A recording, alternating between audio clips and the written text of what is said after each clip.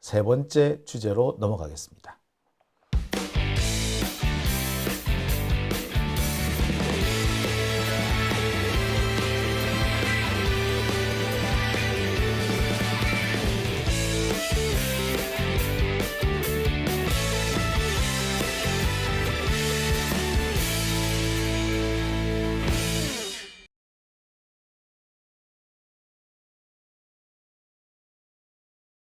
자, 오늘은 두 번째 무언가 가셨다고요?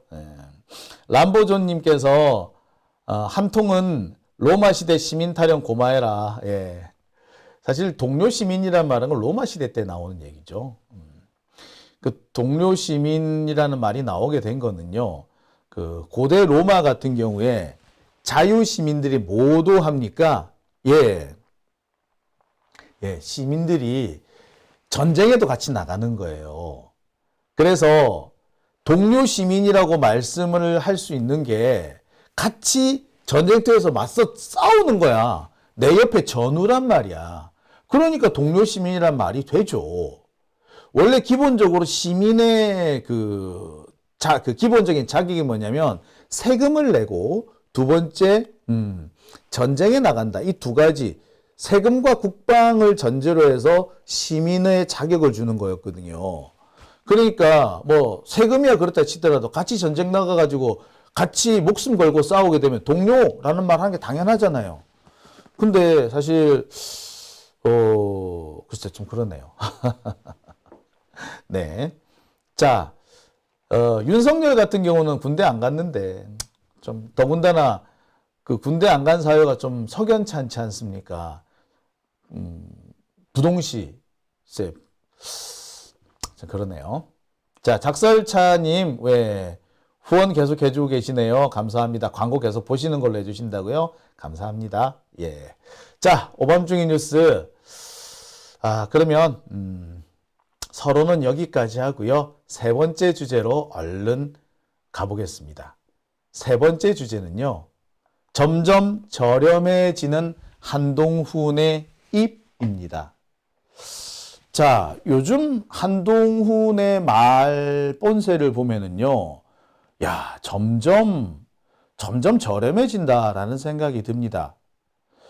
싫으면 시집가. 이 말부터 되게 어처구니가 없지 않았습니까?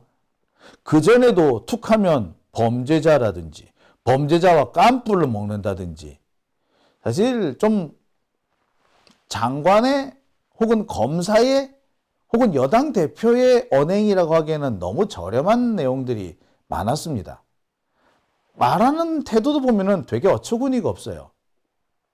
연설을 하든 뭘 하든 이 말이 쭉 이어져야 되지 않습니까? 근데 한동훈 연설인든 뭐든 말하는 걸 들어보면 띄엄띄엄 여러분, 제가 여러분께 드리고 싶은 말씀은 이번 선거는 대한민국을 지키는 선거다 라고 말씀드립니다. 이런다고. 제가 여러분들께 말씀드리겠습니다. 이번 선거는 대한민국을 지키는 선거입니다 라고 하는 게 아니라 띄엄띄엄 그렇게 얘기를 해요. 자, 그러는 와중에 불쑥 튀어나오는 것이 아주 저렴한 표현들이죠. 깽판이라는 둥, 싫으면 시집가라는 둥, 깐뿌 먹는다는 둥. 참. 그러니까 한동훈의 어법은 그런 거예요. 자신의 이 어눌한 이런 표현력이나 이런 말솜씨를 그렇게 좀 저렴하고 직설적인 표현을 통해서 감추는 겁니다. 자, 제가 언젠가 어떤 방송에 나갔는데 이분은 수염을 기르더라고요. 그렇게 나이가 많은 분도 아니고 제 연배 정도 된 분인데 물론 옷도 대단히 아주 좀 매력적으로 입으셨어요. 잘 입었어요. 근데 이분이 약간 수염을 기르시더라고요. 수염도 보면 콧수염은 별로고 여기 턱수염만 살짝 길러요. 수염을 기른다는 게 사실 우리 사회에서는 그렇게 눈에 띄는 그런 모습은 그렇게 흔한 모습은 아니잖아요. 그래서 이제 물어봤어요. 어떻게 수염을 기르시네요. 잘 어울리세요. 그랬더니 이분이 씩 웃으면서 그래요. 사실 제가 머리가 조금 벗겨졌습니다. 라고 하는 거야. 그러면서 수염이 있으면 머리가 벗겨지는 게 티가 안 난대요. 그러고 보니까 맞더라고. 사람의 시선이 그 사람의 턱을 향하기 때문에 이 사람이 머리숱이 별로 없다는데 별로 못 느끼는 거예요. 그래서 자세히 보니까 정말 머리숱이 별로 없어. 여기가 많이 허해요. 그런데 여기가 수염이 있으니까 머리숱에 별로 눈이 안 가는 거야. 그래서 이 사람이 머리가 벗겨지고 있다는 걸 별로 신경을 못 썼었어요. 아, 그렇구나. 자, 이처럼 자신의 뭔가 단점을 가리기 위해서 더 단점보다 더 눈에 띄는 무언가를 만들어 놓으면 시선이 그리로 갑니다. 띄엄띄엄 도대체 말인지 뭔지 이상하게 나오는 저 말, 그 말, 어눌한 말투를 숨기기 위해서 쓰는 게 뭐냐? 직설적이고 저렴한 단어인 겁니다. 그러면 그 직설적이고 저렴한 단어에 눈길이 가기 때문에 그 사람이 정말 어눌하게 말하는 눌변인데도 말 엄청 잘하는 것처럼 느껴지는 거예요. 마치 수염에 집중을 하다 보니까 이 사람의 대머리가 안 보이는 것과 똑같은 이치인 거죠. 자, 한동훈의 화법이 딱 그렇습니다. 그런데 요즘 그 한동훈의 화법이 더 저렴해지고 있어요. 아, 이게 과연 여당 대표의 화법인가? 아니면 이 시장통에서 대충 먹고 사는 양아치 장사꾼의 화법인가? 구분이 잘 안 가는 그런 부분도 되게 많습니다. 자, 오늘은 무슨 얘기를 했느냐? 깽판이라는 말을 했어요. 민주당을 욕을 하면서 깽판 치자 라고 얘기를 했대. 민주당의 공약은 깽판 치자는 공약이고 국힘당의 공약은 민생 공약이래. 참 웃겨서. 민생 공약이 상속세 없애자는 게 민생 공약이야? 금투세, 금융투자소득세 없애는 게 민생 공약인 거예요?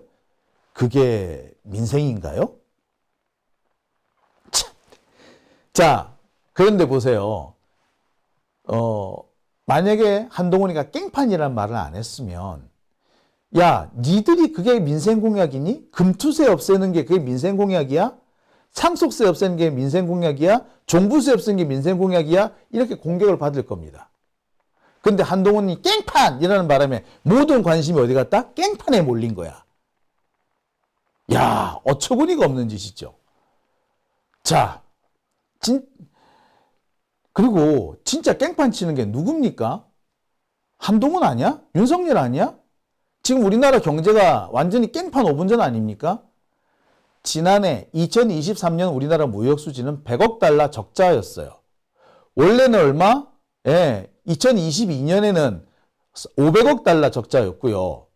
지금 현재 누적되어 있는 대일 무역 적자는 7천억 달러예요. 지금 경제가 개판입니다. 진짜 깽판 친 것은 윤석열, 한동훈 아닌가요? 야, 근데 정말 뻔뻔스럽게 깽판 친다고 민주당한테 뒤집어 씌우네? 야, 정말 대단한 사람들 같아요. 자, 이와 관련해서 어제 조국 전 장관이 그런 말을 했습니다. 아, 조국 대표가 그런 말을 했습니다. 자신들의 흠을 숨기기 위해서 이렇게 격렬한 표현을 쓴다. 부적절한 표현을 쓴다. 한마디로 자신들의 잘못을 숨기기 위한 말장난이다 라고 얘기를 하죠. 결국 진짜 우리 경제를 깽판 친 것은 한동훈, 윤석열인데 깽판 이름으로 인해 가지고 자신들의 잘못을 숨기고 있는 거죠. 자, 이와 관련해서 오늘 이재명 대표가 한마디를 했습니다. 이재명 대표 발언 내용 한번 들어보시겠습니다. 네, 안녕하세요. 동아일보 안규영 기자라고 합니다.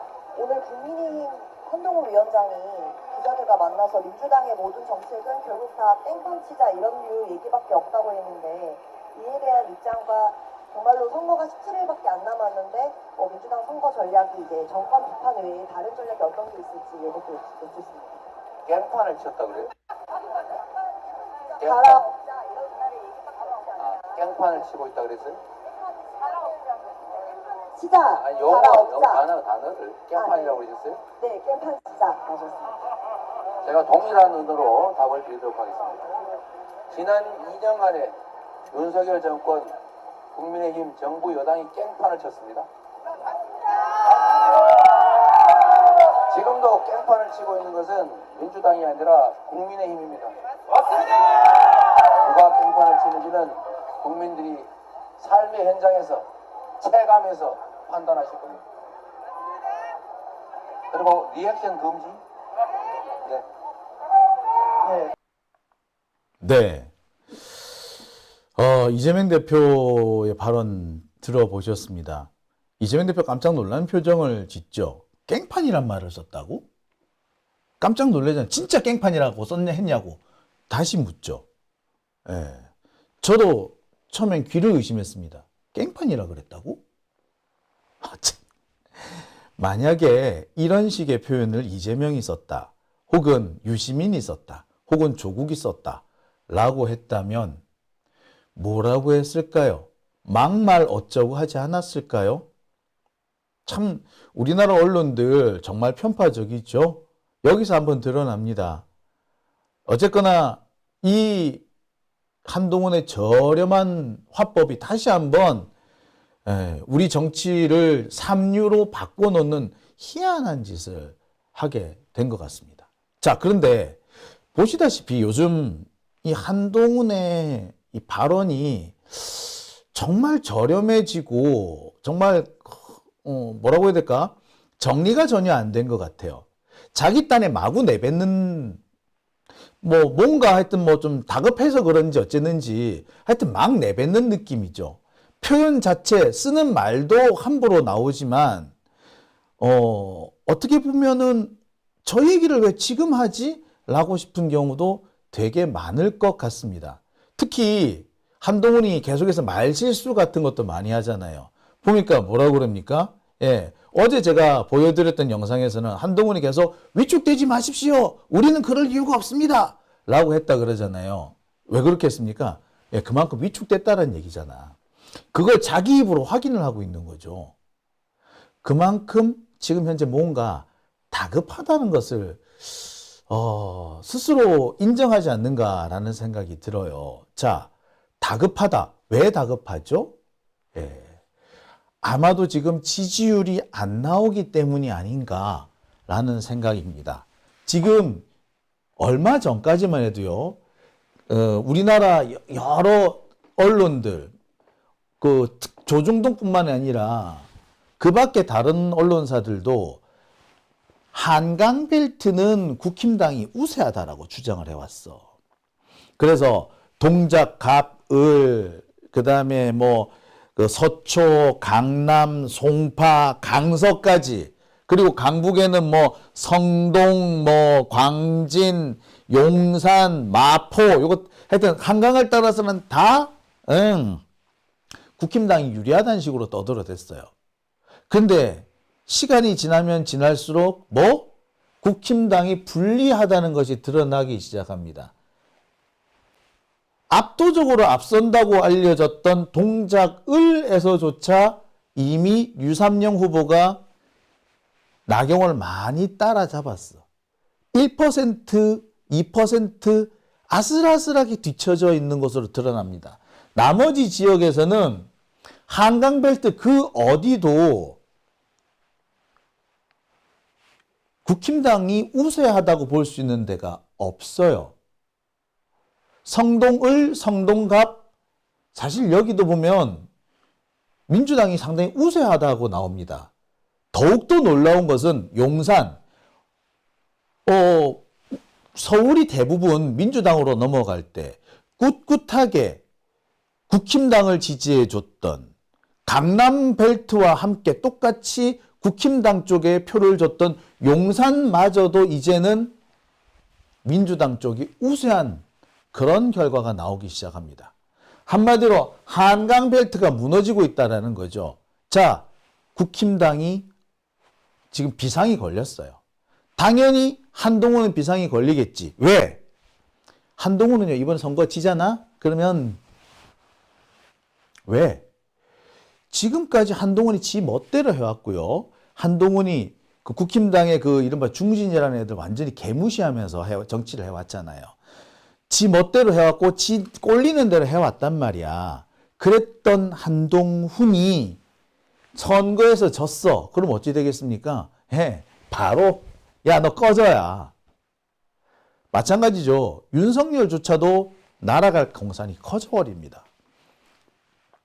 그러니 한동훈 입장에서는 지금 상당히 위험한 상황인 거죠. 뭔가 불안한 상황이 계속되고 있는 겁니다. 그러니까 이런 식으로 하는 거지. 그래서 위험하고 불안하니까 얘가 다급하니까 나오는 말이 함부로 말이 나오는 거야. 저렴한 표현이 나오고 해서는 안 될 표현이 나오고 인정하면 안 되는 말이 나오게 되는 겁니다. 자, 뿐만 아니죠. 자, 여기 보세요. 앞서던 동작을 초접전. 나경원 46.3, 민주 유사명 45.9, 0.4% 차이가 납니다. 자, 용산 같은 경우는 권영세가 38.1, 민주당 광태용이 42, 용산에서도 밀리는 상황이 됐죠. 자, 지들이 우세해야 되며, 근데 우세하지 않다라는 결론이 나오기 시작한 거야. 그렇게 되면 어떻게 돼? 이 탓은 누가 다 뒤집어 쓰게 되겠습니까? 선거 끝나고 나면 모든 것은 한동훈 탓이 돼버릴 거예요. 이거는 우리가 하는 게 아니라 국힘당에서 그렇게 만들어버릴 거야. 그러면 한동훈은 어찌 되겠습니까? 정치 생명이 끝나요. 한동훈은 정치 생명 끝나면 어떻게 될 것 같아? 감옥에 가겠지.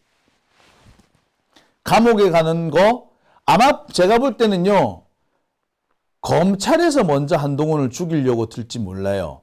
검찰 지들이 살기 위해서는 한동훈을 죽이는 수밖에 없거든. 그래서 한동훈 특검 하기 전에 검찰이 먼저 시작해가지고 한동훈 가족들 탈탈 털려고 할지 모릅니다. 자, 그러니 한동훈 입장에서는 지금 얼마나 다급하겠어. 다급한데 성과가 안 나. 그럼 어떻게? 말이 막 나오게 되는 거죠. 지금 한동훈의 상황이라고 보시면 됩니다. 자, 이런 것도 있습니다. 3월 18일에서 19일 사이에 실시한 여론조사에서 국민의힘 지지율은 35.1%로 민주당의 35.9%에 뒤졌다. 그리고 한국갤럽이 실시한 여론조사에서 국힘 지지율은 30%였는데 일주일 전 같은 조사에서 45%였던 것에 비하면 15%나 곤두박질 쳤다. 자, 그래요. 지금 선거가 다가오면 다가올수록 국힘당 지지율이 빠지고 있습니다. 아마 그 가장 큰 요인은 이종섭일 거예요. 그죠? 이러니 한동훈이 급하지 않게 생겼어. 게다가 PK도 위험하다고 지금 기사가 나오죠. PK 마저 위험하다라는 기사 어제 여러 군데에서 지금 나옵니다. 근데 똑같은 기사가 하나 더 나왔어요. PK만 위험한 게 아니라 TK도 위험하다는 기사가 나와. TK에서 조국 혁신당의 지지율이 20%까지 올라간대. 이만큼 누가 빠지는 거야? 국힘당에서 이만큼 빠진 거예요, 사실은. 민주당은 민주당대로 어느 정도 그 지지율이 그대로 있는 거예요. 자, 이렇게 되면은, 자, 국힘당이 가장 믿고 있던 TK와 PK, 대구, 경북과 부산, 경남에서도 밀린다는 얘기가 나오는 거 아니야. 지금 부산, 경남 지역에서 12석까지 목표를 늘려잡아야겠다는 얘기까지 나옵니다. 제가 10석 정도라고 얘기를 했는데 12석까지도 늘려잡아 볼 수 있을 거라는 얘기들이 나와요. 그 말은 결국 이른바 국힘당의 텃밭이라고 하는 영남권에서조차 한동훈이 제대로 힘을 발휘하지 못한다는 얘기가 나는 겁니다. 아마 그래서 한동훈이 지금 말도 함부로 할 뿐만 아니라 행동도 함부로 하고 이렇게 되는 거죠. 그래서 선거법도 막 위반하고 막 그러는 거예요. 그리고 지금 워낙에 다급한 상황이 되니까 아까도 말씀드렸듯이 그날 저 의사들 데리고 가가지고 의사들하고 그 짜고 치는 고습도 지금 벌이고 그러는 겁니다. 상황은 그런 상황인 겁니다. 결국 이 말은 한동훈이 쫄았다 라고밖에 볼 수 없는 거죠. 결론은 그럴 것 같아요. 한동훈이 쫄았으니까 쫄아있는 한동훈이 이런 짓을 하고 이렇게 헛발질을 하는 거다라고 보시면 될 것 같습니다. 한동훈의 지금 거친 언사와 이딴 실수, 그것은 바로 한동훈의 심리 상태를 반영한다 라고 봐는 게 맞는 거겠죠. 한동훈은 지금 계속해서 실언도 합니다. 반복적으로 하는 그 실언의 내용은 여러분 위축되지 마십시오예요. 위축되지 마십시오라는 말을 한동훈이 계속하고 있어요. 왜 그럴까요? 지가 위축됐다는 말을 위축됐기 때문에 이런 말이 나오는 겁니다. 누가 위축이 됐겠어요? 지금 위축된 건 한동훈이에요. 한동훈이 지가 쫄리는 거야. 그러니까 저런 말들도 나오는 겁니다. 자, 이럴 때일수록 우리가 좀 더 힘을 내야 되겠죠. 이럴 때 힘을 내면은 우리가 최종적으로 마지막 결정적인 순간에서 승리할 수 있다라는 거 제가 꼭 말씀드리고 싶습니다.